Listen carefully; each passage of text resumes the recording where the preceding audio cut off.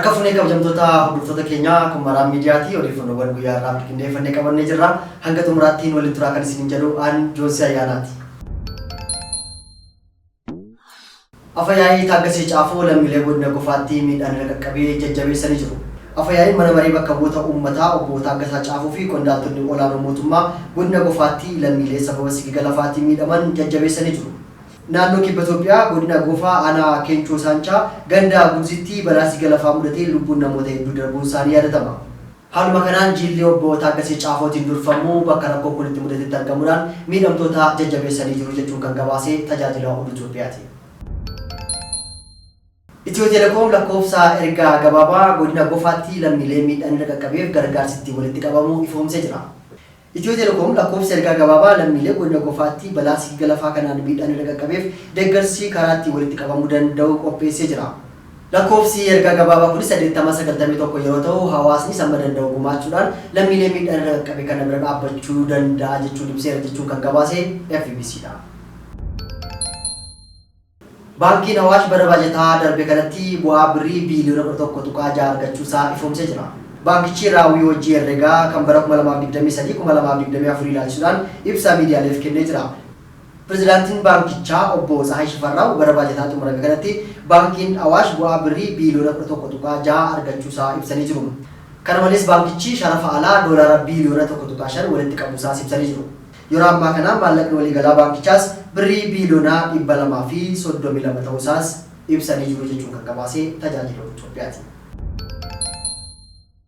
Waraanni Sudaan keessatti gaggeeffamaa jiru suuta gara daangaa Itoophiyaatti dhiyaachaa jiraachuusaa ministeerri dhimma alaa Itoophiyaa beeksisee jira.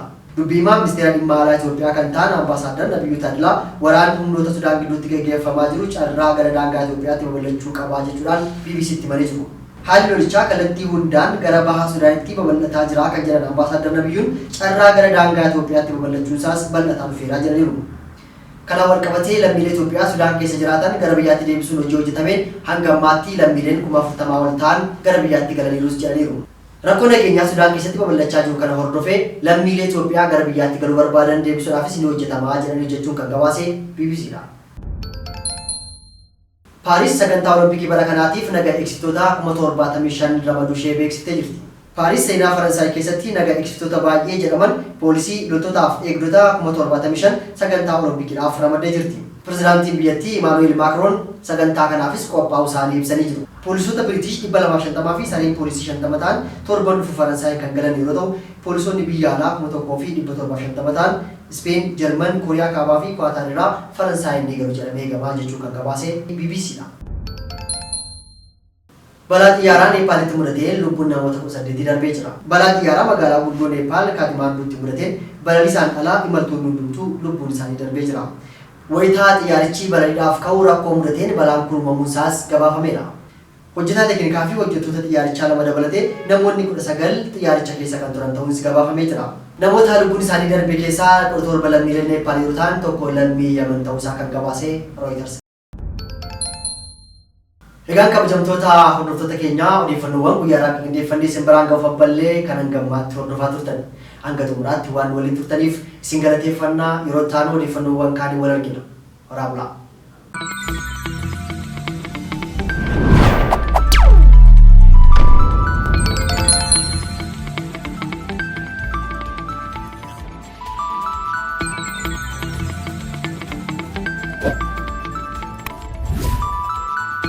You